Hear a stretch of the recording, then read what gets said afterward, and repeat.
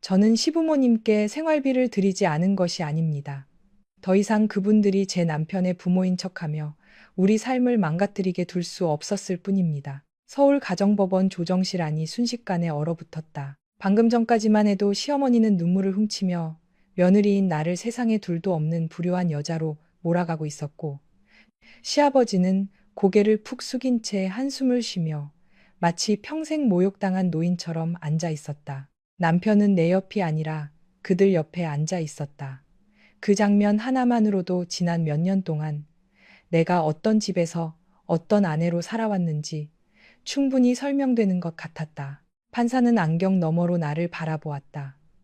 그의 목소리는 차분했지만 조정실 안에 있는 모든 사람에게 또렷하게 들렸다. 오다인 씨, 남편 측에서는 피고가 특별한 이유 없이 시부모 부양을 거부했고, 그로 인해 가족 갈등이 심각해졌다고 주장합니다. 실제로 생활비 지원을 중단한 이유가 있습니까? 나는 잠시 침묵했다. 그 침묵이 길어질수록 시어머니 임경자 씨의 입꼬리가 아주 조금 올라가는 것이 보였다. 저 표정을 나는 너무 잘 알았다.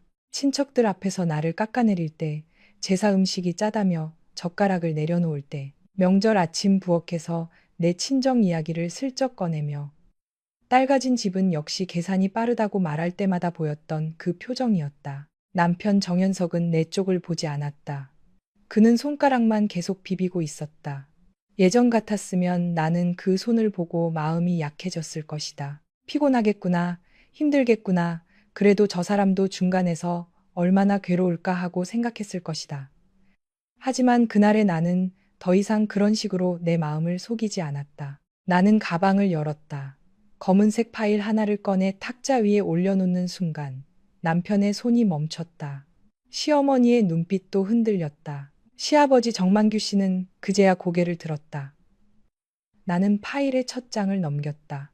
병원 기록, 혈액형 검사 결과, 오래된 출생신고서 사본, 그리고 국립과학수사연구원에 의뢰해 받은 친자 확인 결과까지. 종이 몇 장이 사람의 인생을 무너뜨릴 수 있다는 것을 나는 그날 처음 알았다. 저는 오늘 생활비 문제가 아니라 제 남편이 33년 동안 누구의 아들로 살아왔는지에 대해 말씀드리겠습니다. 그 말이 끝나자 조정실 안공기가 바뀌었다. 누군가는 숨을 삼켰고 누군가는 의자의 등을 기대며 나를 노려보았다. 남편이 드디어 내 얼굴을 보았다. 그의 눈에는 분노보다 당혹감이 먼저 떠올랐다. 마치 내가 도저히 입에 담아서는 안 될 말을 꺼낸 사람처럼 그는 아주 낮은 목소리로 물었다. 다이나, 지금 무슨 소리 하는 거야? 나는 그를 똑바로 바라보았다.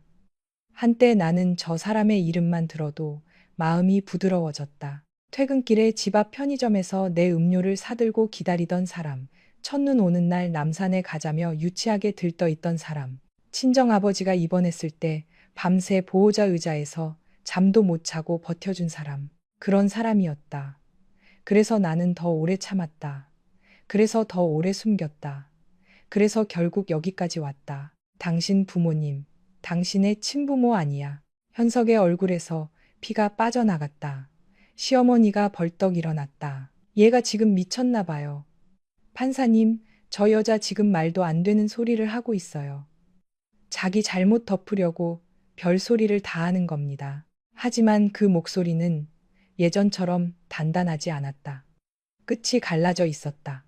나는 그 작은 흔들림을 놓치지 않았다. 사람은 거짓말을 오래 하면 진실보다 더 자연스럽게 말하는 법을 배우지만 진실이 바로 눈앞에 놓이는 순간에는 아무리 능숙한 사람도 숨소리부터 달라진다. 나는 파일 한 장을 판사 앞쪽으로 밀었다. 이건 남편의 혈액형 기록입니다. 남편은 O형입니다. 그런데 정만규 씨와 임경자 씨는 모두 AB형입니다. 두 분 사이에서 O형 자녀가 태어날 수 없습니다. 처음엔 저도 착각이라고 생각했습니다. 그래서 3번 확인했습니다. 병원 기록, 건강검진 기록, 오래된 수술 전 검사 기록까지요. 현석은 내 말을 듣고도 이해하지 못하는 사람처럼 눈만 깜빡였다. 아니 어쩌면 이해하고 싶지 않았는지도 모른다. 33년이라는 세월은 단순한 숫자가 아니었다. 그 세월 안에는 초등학교 운동회 때 손잡아준 아버지의 손, 수능 전날 끓여준 어머니의 미역국, 첫 월급으로 사들인 내복, 명절마다 큰절하던 거실에 온돌 냄새가 들어 있었다. 그 모든 것이 한순간에 의심이 되는 일이었다. 그때 시아버지가 낮게 말했다. 다인아, 너 지금 선 넘었다. 나는 웃었다. 아주 차갑게. 아버님이야말로 선을 넘으셨죠. 아주 오래전에요. 그 말에 시아버지의 얼굴이 일그러졌다. 남편은 벌떡 일어나려 했지만 판사가 손을 들어 제지했다. 나는 다시 파일을 넘겼다. 이번에는 오래된 사진이었다. 부산 영도구 복례동 어느 골목 앞에서 찍힌 낡은 흑백 사진. 사진 속에는 젊은 여자가 아이를 품에 안고 있었고 그 옆에는 3살쯤 되어 보이는 여자아이가 서 있었다. 그리고 그 여자 품 안의 아이는 지금 내 옆에서 무너져가고 있는 남편과 너무나 닮아 있었다. 이 사진 속 아이가 누구인지 저는 3년 동안 찾아다녔습니다. 조정실 안에 소음이 멀어지는 것 같았다. 나는 그 순간 3년 전 그 병원 복도의 냄새를 떠올렸다. 소독약 냄새, 오래된 커피 자판기 냄새, 비닐 장갑이 스치는 소리, 그리고 의사가 무심코 던졌던 한마디. 보호자분 혹시 친부자 관계 맞으십니까? 그 한마디가 우리 집의 벽지를 뜯어내고 바닥을 뒤집고 기초까지 드러내게 될 줄은 그때 아무도 몰랐다. 3년 전 가을이었다. 시아버지가 담낭 수술을 받게 되었다. 큰 수술은 아니라고 했지만 연세가 있었고 시어머니는 병원 복도에서 온갖 친척에게 전화를 돌리며 세상 끝난 사람처럼 울었다. 나는 회사에 반차를 내고 서울 아산병원으로 갔다. 그때 나는 여전히 착한 며느리였다. 아니, 착한 며느리가 되려고 애쓰는 사람이었다. 시어머니가 요즘 젊은 며느리들은 시댁 일이라면 다 남일처럼 군다고 말하면 더 부지런히 움직였고, 시아버지가 우리 집안은 며느리 복이 있어야 한다고 농담처럼 말하면 웃으며 과일을 깎았다. 나는 결혼 후 첫 2년 동안 거의 매달 시댁 생활비를 보냈다. 금액이 크지 않은 달도 있었지만 한 번도 빠뜨린 적은 없었다. 시어머니가 무릎이 아프다고 하면 한방병원 진료비를 냈고 시아버지가 친구들과 강릉 여행을 간다며 은근히 말하면 용돈 봉투를 준비했다. 추석에는 한우 세트, 설날에는 홍삼, 김장철에는 절임 배추와 굴값까지. 내 친정 어머니는 가끔 조심스럽게 말했다. 다인아, 네가 너무 다 떠안는 거 아니니? 그때마다 나는 웃었다. 엄마 가족이잖아. 현석 씨 부모님이면 내 부모님이기도 하지. 하지만 가족이라는 말은 이상했다. 따뜻하게 쓰이면 사람을 살리지만 누군가의 욕심을 감추는 데 쓰이면 가장 잔인한 족쇄가 된다. 그날 병원에서 의사는 현석에게 몇 가지 확인을 했다. 수혈 가능성 때문이었다. 현석은 대수롭지 않게 말했다. 제가 아들입니다. 필요하면 제 피 뽑으시면 됩니다. 의사는 기록을 보다가 잠깐 멈췄다. 그리고 다시 한번 시아버지의 기록, 시어머니가 예전에 제출했던 건강검진 기록, 현석의 혈액형을 확인했다.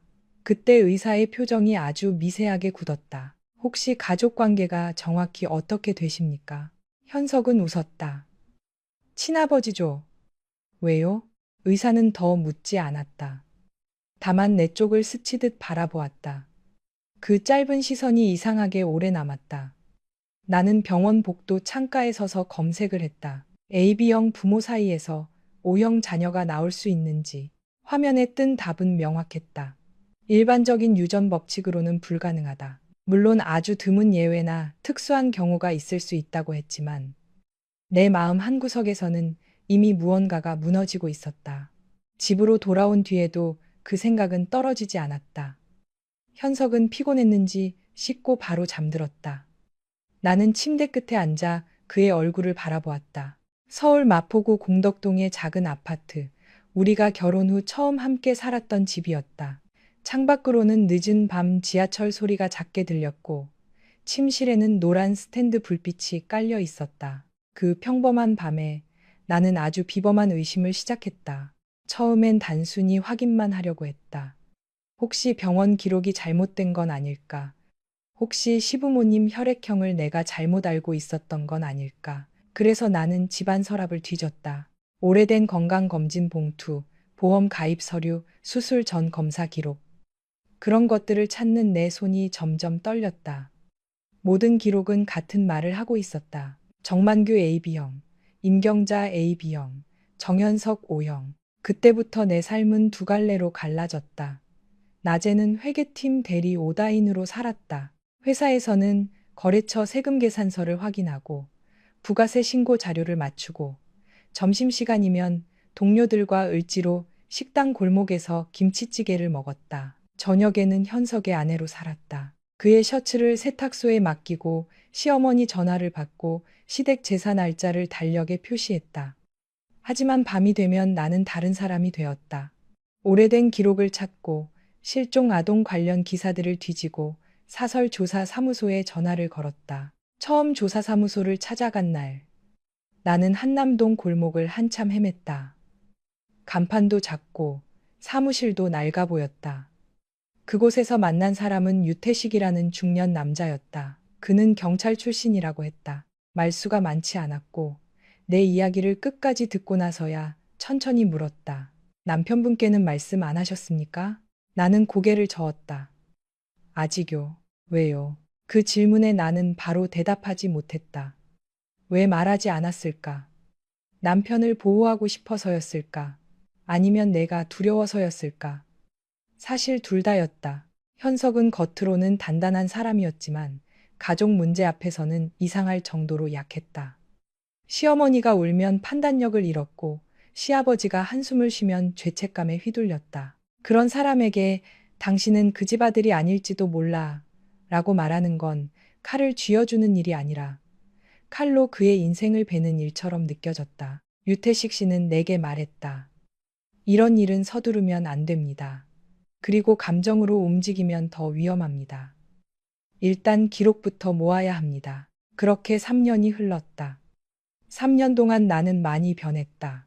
예전에 나는 명절 전날 시댁에 먼저 가서 전을 부치고 시어머니가 싫은 소리를 해도 내 어머니하고 넘기는 사람이었다. 하지만 진실을 향해 한 걸음씩 다가갈수록 나는 시댁이라는 울타리가 얼마나 교묘한 권력으로 움직이는지 보게 되었다. 임경자 씨는 언제나 가족을 말했지만 그 가족 안에서 며느리는 사람이 아니라 역할이었다. 새벽부터 일어나 탕국을 끓이고 갈비찜을 하고 친척들이 오면 웃으며 차를 내야 하는 사람. 남편보다 많이 벌어도 티 내면 안 되고 친정이 도움을 줘도 시댁 앞에서는 낮춰 말해야 하는 사람. 돈을 보내면 효부였고 이유를 묻기 시작하면 건방진 여자였다. 생활비를 끄는 건 조사 결과가 어느 정도 확실해졌을 때였다. 나는 처음부터 전부 끊지 않았다. 병원비처럼 꼭 필요한 비용은 직접 결제했고 식료품은 배송했다. 다만 현금 봉투를 더 이상 보내지 않았다. 그러자 시어머니는 달라졌다. 처음엔 서운하다고 했다. 그 다음엔 현석에게 전화해 울었다. 나중엔 친척 단체 채팅방에 은근한 말을 올렸다. 요즘 며느리들은 시부모를 남보다 못하게 여긴다더라. 아들 장가 보내봐야 소용없다. 법적으로라도 자식 도리는. 여러분 다시 만나 뵙게 되어 반갑습니다. 6년 전 한 번의 오해로 동생은 언니의 사랑을 무심코 훔쳐갔습니다. 그날 밤 만난 여자가 희연이라고 그가 착각했던 것이죠. 운명적인 그 밤 이후 언니는 모든 것을 뒤로하고 유학길에 올랐습니다. 6년 후 그녀는 사랑스러운 아들과 함께 돌아왔습니다. 우연히 같은 호텔에 묵게 된 모자, 그런데 아들이 그의 다리를 붙잡고 아빠라고 부르는 게 아니겠습니까? 그날 밤 아들을 위해 셋은 한 침대에서 잠이 들었습니다. 놀랍게도 다음 날 고향의 아버지와 동생을 찾아간 그녀는 그곳에서 매제라는 신분으로 그를 다시 마주하게 됩니다. 이토록 엇갈린 사랑 이야기는 과연 어디로 향하게 될까요? 오늘 여러분께 들려드릴 이야기, 하룻밤에 연인을 다시 만난 재벌 총수, 자신에게 5살 아들이 있다는 것을 알게 되다입니다. 이야기가 마음에 드셨다면 좋아요와 공유 잊지 마시고 채널을 구독하시면 매일 새롭고 흥미진진한 이야기를 놓치지 않으실 수 있습니다. 그럼 편안하게 감상해 주시길 바랍니다. 비행기가 마침내 활주로에 내려앉았다. 서하유는 캐리어를 끌며 붐비는 인파 속으로 섞여 들어갔다. 지후야, 엄마 기다려야지. 걸어 다니면서 먹으면 안 된다고 했지? 이 안전끈이라도 없었으면 엄마는 또 공항에서 너 찾으러 다녔을 거야. 서하유는 아들을 향해 애써엄한 표정을 지어 보였다.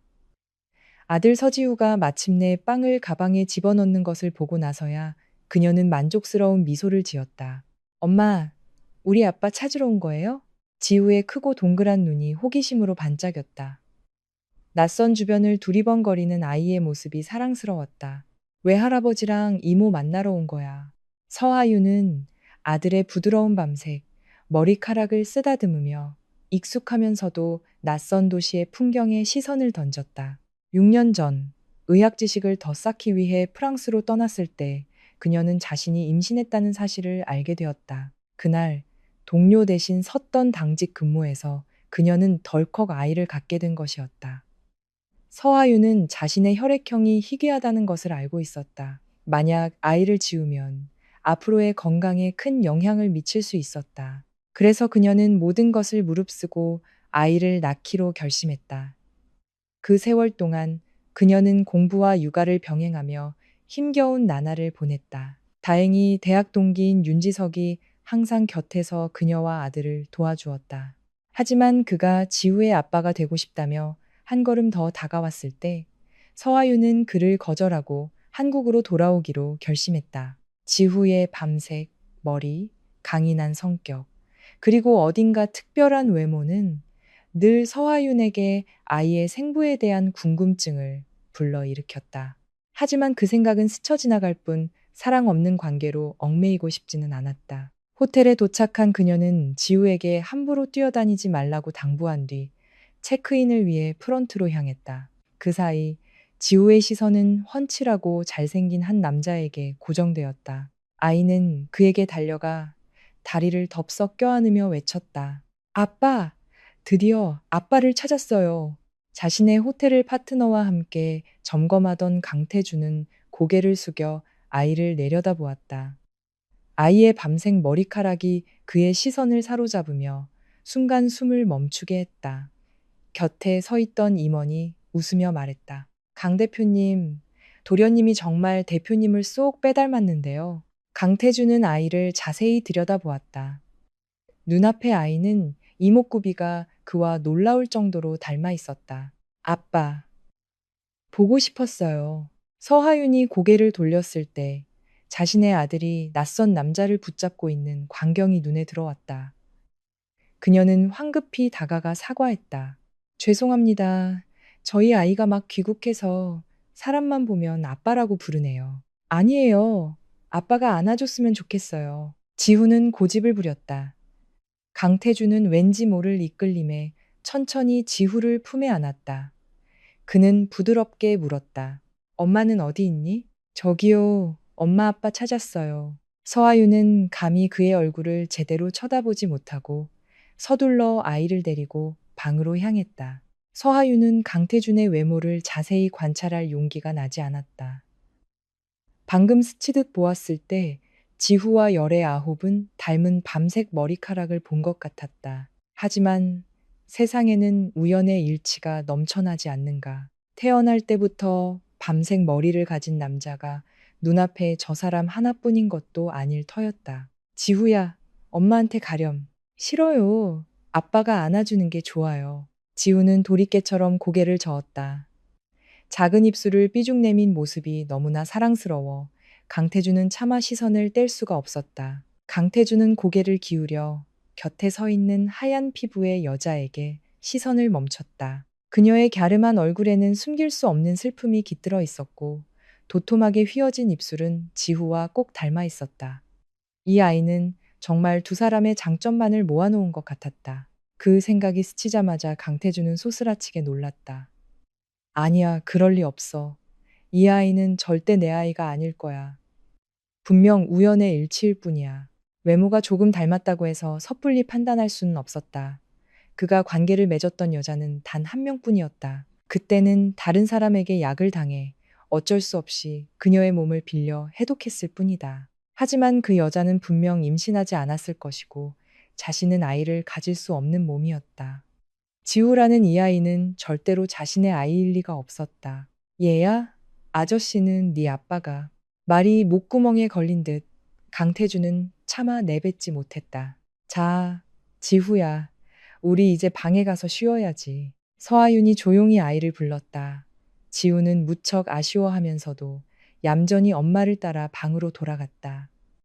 잠에서 깨니 이미 해가 중천에 떠 있었다. 서아윤은 짐을 정리하고 지우를 깨워 고향으로 돌아갈 준비를 했다. 오늘은 여동생 서희연의 생일을 축하하기 위해 일부러 집에 가는 날이었다. 그녀는 그저 지우의 등장이 아버지와 동생을 너무 놀라게 하거나 두려움에 떨게 하지 않기만을 바랄 뿐이었다. 엄마 아빠는요? 지우는 졸린 눈을 비비며 불안한 듯 주위를 둘러보았다. 아빠의 모습을 찾고 있었다. 아빠는 일하러 가셨어. 엄마랑 외할아버지랑 이모 만나러 가자. 서아유는 지우의 조급한 모습에 차마 아이를 실망시킬 수 없어 선의의 거짓말을 했다. 두 모자는 버스를 타고 예전에 살던 동네로 향했다. 서하유는 지후의 손을 잡고 미리 준비한 케이크를 든 채 집 앞에 섰다. 하지만 아무리 기다려도 문을 열어주는 사람은 없었다. 그때 옛 이웃 아주머니가 그녀를 알아보고 놀라며 말했다. 하윤이 아니니? 언제 돌아왔어? 동생이랑 아버지는 6년 전에 벌써 서울로 이사 갔는데 몰랐니? 6년 전이요? 서하윤은 깜짝 놀랐다. 그녀가 프랑스로 떠나자마자 이사를 간 것이었다.